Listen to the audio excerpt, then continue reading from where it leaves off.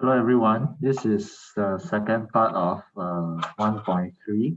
So in the previous video, we talked about the background, why the league was formed, and what were some of the methods the league can employ to get its members to try and act in the right way.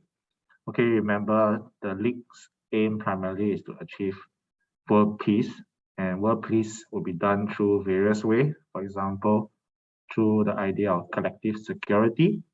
So the league has various ways such as military sanctions, economic sanctions, going through arbitration, as well as the last resort, okay, which is the called moral persuasion. All right. And in today's lesson, we will explore some case studies, okay, real case studies that happened while the league was set up. And we're gonna explore whether the league was successful in each of the case, why or why not. And also in particular, we're gonna explore why the USA chose not to join the League of Nations, even though it proposed the idea.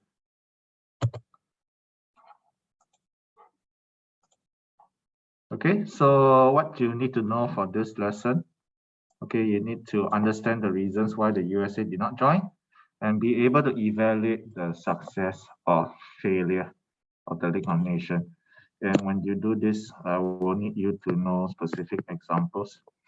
You need to be able to describe a number of case studies, including the details. All right.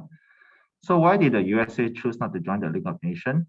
Okay, first of all, the USA president that came out with the idea, Woodrow Wilson, he got very ill in 1920, and in the election that was coming, 1920, he couldn't run for election. He was ill, and however, his opponent, okay, a Republican, okay, campaigned for this thing called isolationism. Okay, so isolationism basically means that, okay, America should stay out of European affairs. So mind your own business, mind your own business.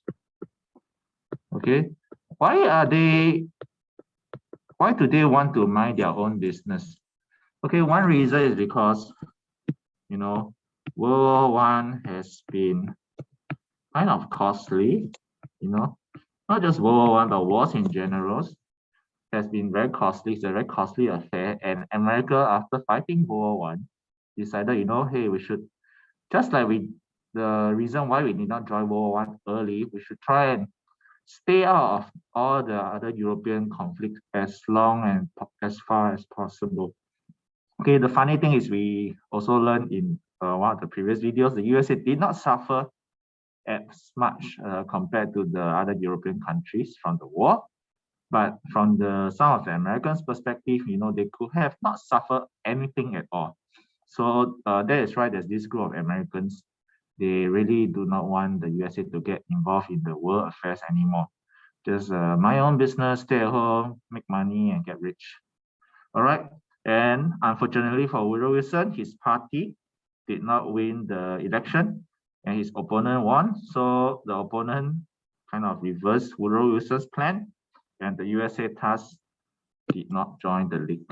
All right. All right. So another reason why the USA didn't join the league was also because the league is very linked to the Treaty of Versailles. Okay. When they came out the Treaty of Versailles, they also insisted that everyone, you know, we should, while we try to punish Germany and so on, we should try to join this league to try and create world peace. However, many Americans also did not like the idea of TOV. There were some of them who were Germans, and they never liked the idea of Americans fighting against Germany. So Americans have a lot of ethnicities, people from Europe and even Asia. So some of them were certainly, you know, they do not want to get involved with TOV. And hence, since the TOV was something that is quite anti-Germany, okay, so certainly there are some groups of people in America that did not want the USA to be part of the League of Nations as well as the TOV, right? Okay, and one of the reasons I mentioned is they do not want to really send your own troops. Even for today, when America wants to, we're looking at countries like Afghanistan, there are people that are very sick and tired of America fighting wars overseas. Okay, they do not want to, endanger your young men unnecessarily. So that's one of the reasons why there are people who don't want to get involved in world conflict. All right. Some people were also anti-British or anti-French. They thought, the league basically it's a bit similar to that. They do not want to work with British and French because they really think this is now their business. And they never really liked France and Britain and all because remember World War I started because the countries, they build up so much colonies and they start to see each other as threats. All right, so America really do not want to get too involved with British and French affairs in Europe. All right, there were also things like economic costs. They thought that, if USA will join the league, other people expect USA to do more because USA is one of the more wealthiest, in fact, the wealthiest countries then. So they do not want the USA to not only send their troops, but they also want to avoid the USA, having to spend too much money on other countries' business. All right, especially business leaders, who are sensitive to money. They do not want the country to spend too much money on things overseas. Use the money and grow your business within the country. Okay.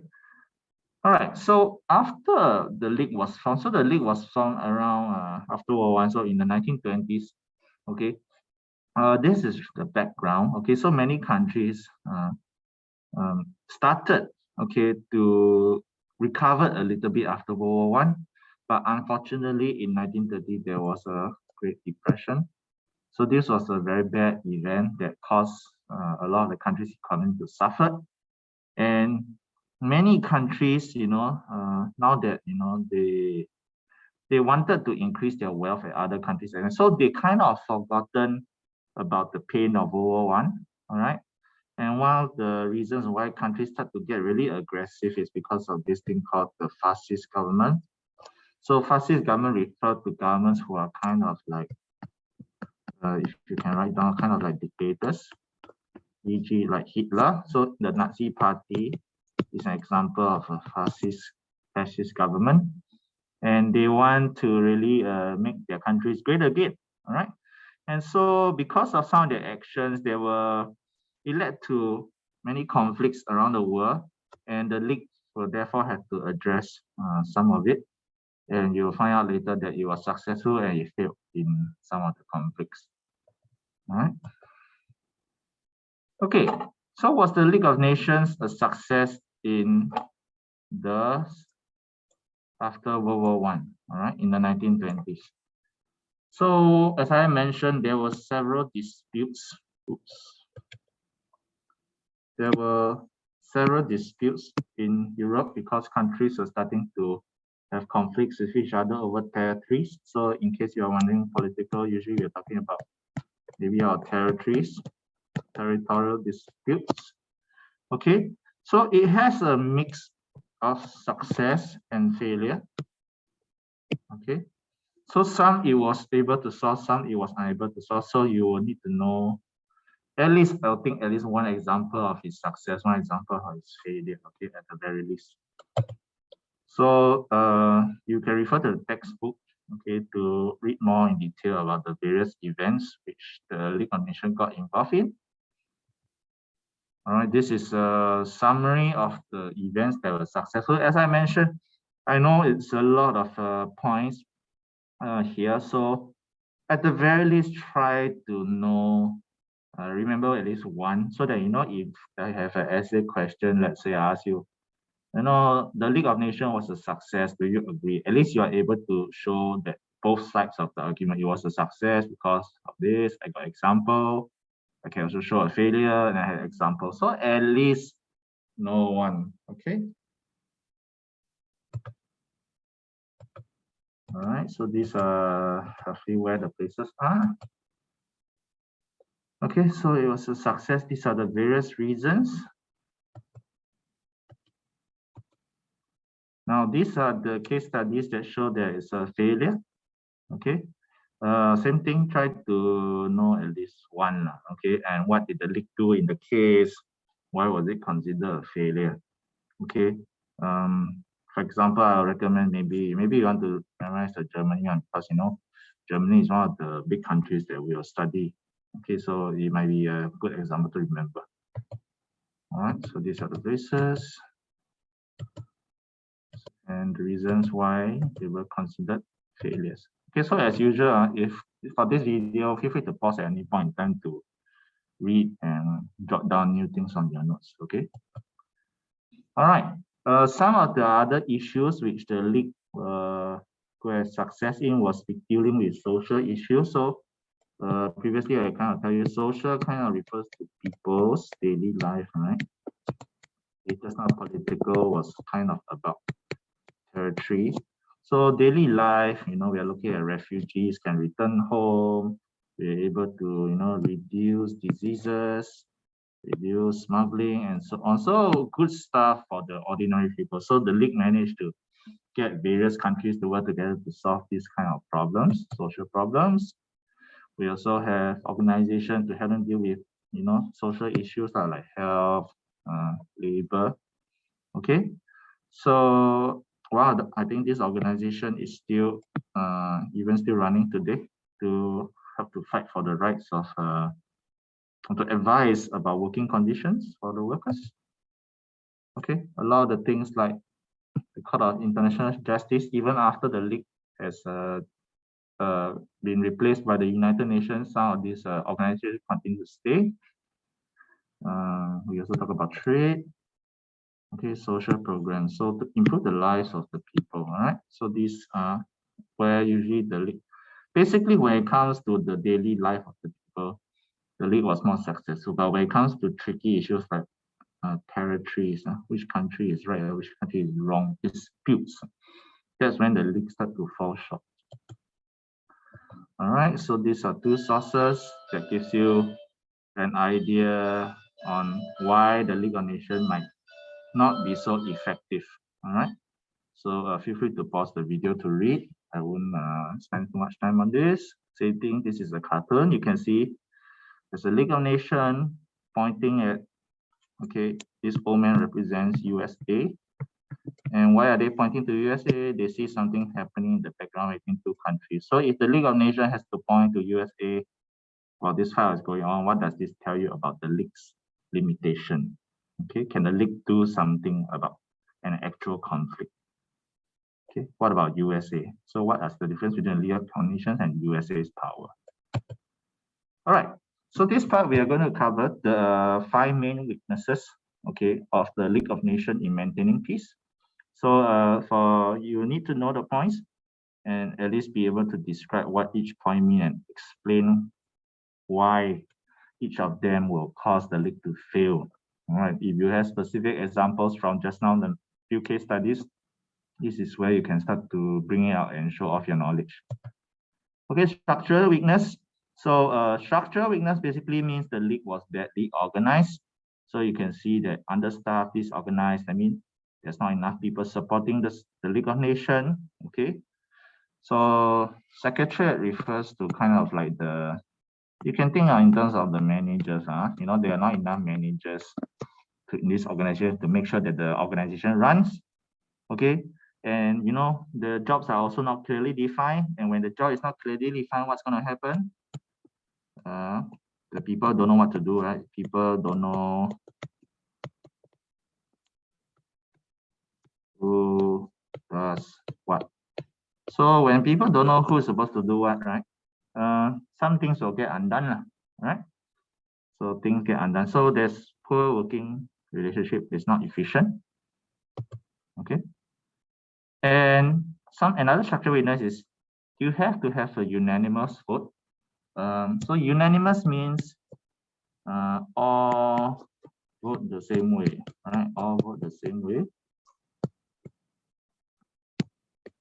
Okay, so they want, some of the countries in the council. The council is a smaller group of countries that has that's considered more important. So the right now as a council, council are the most important members. So for example, needless to say, the people who won World War I, Britain, France, they are part of the council. Okay. And because everyone needs to be on the same page, and as long as one of the council members say, I do not agree with you, okay, I cast the vote in a different way, there will be no resolutions passed. When there's no resolutions passed, it means no action to be taken by the LON. Okay, because the League of Nations wants the key members to agree before they agree to take action. Things like military sanctions, economic sanctions. We need 100% agreement within the council. And the council are usually have different interests. They do not agree with each other for various reasons.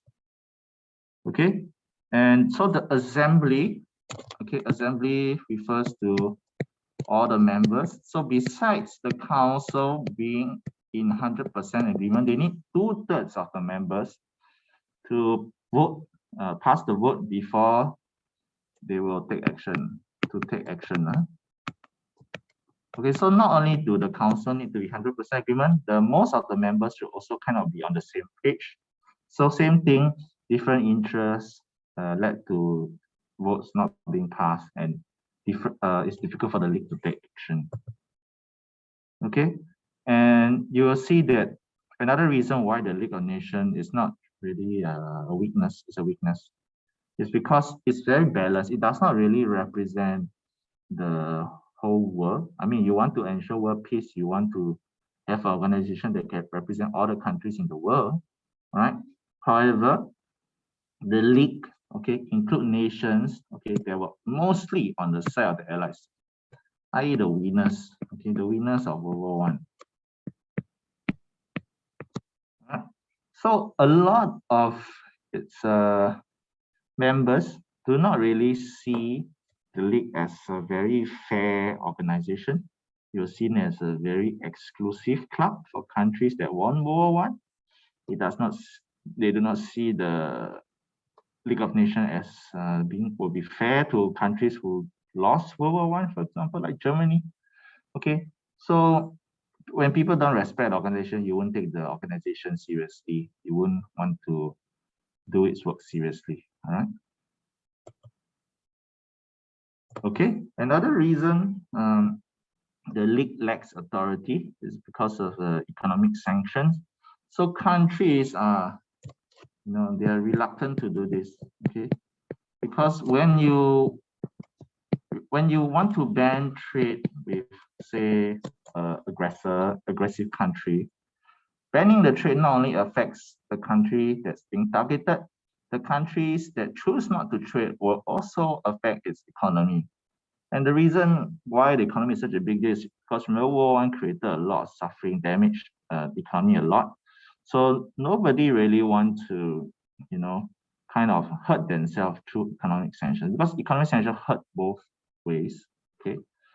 And last but not least, if some countries choose not to join the economic sanction, that means they continue to trade, okay, there's really nothing you can do because the league lack the muscle. Okay, we cannot force. Okay, we can only tell people, hey, we are doing a sanction. Can we impose the sanction and stop trading in the country? But some people will still continue to trade because they say, hey, what can you do if I want to continue to trade? Okay, so military sanction, same thing. Okay, the league has no armed forces on its own. Its members have to supply the troops, and many of them, just like economic sanctions, not willing. Okay, and why are they not willing? A bit like the USA, to bear any losses. Okay, so war is a costly affair. If you want to ask a country to send troops, it's a huge thing to ask of a country. Okay, so the league also lacks authority because moral position. Okay, basically it means they can only talk only. So if they cannot convince others to change, yeah, there's nothing much you can do pretty much. If you don't resort to economic military sanctions, you're only left with your mouth. Okay, some countries, obviously, if you scold them, they will change. But some countries, they scold them, they will laugh back at you. Because, what can you do, right? Okay, so this one I mentioned previously already. The league is not seen as a fair organization because the winners form the league. The winners form the TOV. So people do not think the league is a fair organization. Okay, third point, the third reason why the league is weak is because limited members. So for this one, you probably want to remember, okay, USA did not join. That's the main point for limited membership. Okay, many countries did not want to join because they think collective security means we defend each other, right? So some countries not part of it. Okay, countries were missing, so you can underline from the league. And when some countries are missing from the league, let's say there's a non-member that started a conflict. If not a member, there's no way you can convince the non-member to do something. Okay. So for example, Germany was not allowed to join the league. So it's very funny. You want to maintain world peace. And Germany was one of the countries that sort of disrupted world peace in World War I, but yet you do not allow the country to be part of this organization. So it's a bit funny because you'll be thinking, why if there's a conflict with Germany again with future countries, what's going to happen? Can the league do something about Germany, who is not even a member of the League of Nations? Okay, but for Germany, okay, it was only allowed to join a bit later, but you realize that later on it also left because you realize this league organization is a joke, so no point staying. Okay, some other big countries that you want to know: Germany, USA, Russia was not allowed to join because the major members in the league, like Britain and France, did not like the communists. Okay, and they just want to not work with Russia. So it's a bit funny. You want to create world peace, but yet you exclude the big parts of the world from joining. Okay, so Japan also left because Japan wants to be isolated. Okay, same for USA as I mentioned. Okay, fourth reason why the league was weak was because of the post-war attitude. So basically, you want to focus on this pacifist. Pacifist basically means they want to avoid confrontation. So when there is a conflict that broke out in parts of the world, okay, countries do not want to say, hey, I'm going to come here and scold you, I'm going to come here and stop you and punish you. Okay, they try to avoid the situation, maybe pretend it's not happening because, as I mentioned, World War I showed that, it's very costly. I need to recover my country. I don't really have the time or resources to go and mind other people's business.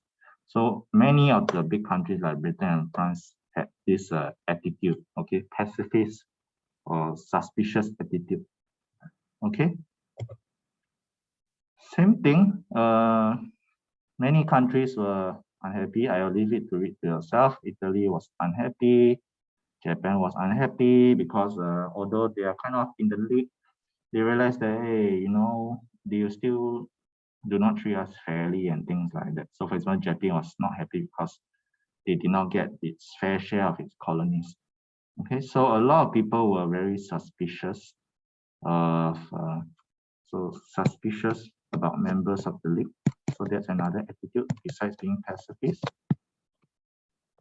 Suspicious about fellow members.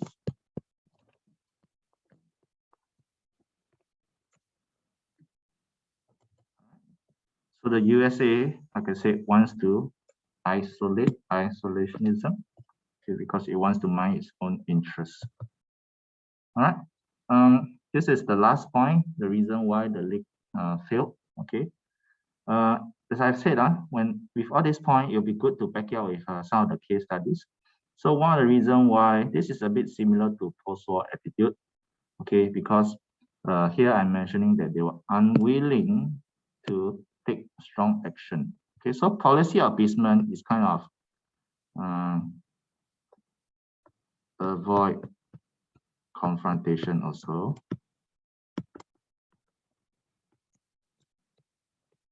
Make the other be happy.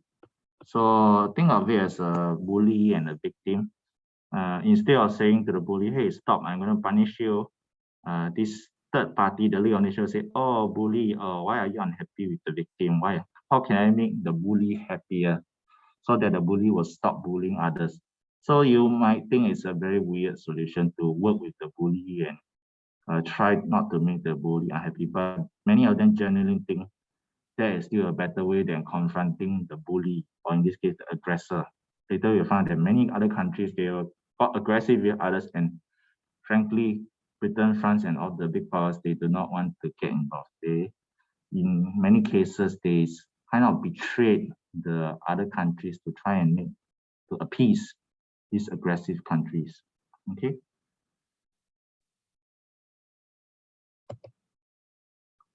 Yep. So just now we mentioned that towards the end of the 1920s, there was this thing called the Great Depression. Many countries turned into dictatorships, including in Germany, Italy. All right. And because of the Great Depression, okay, people were less willing to get involved with other countries, to get involved with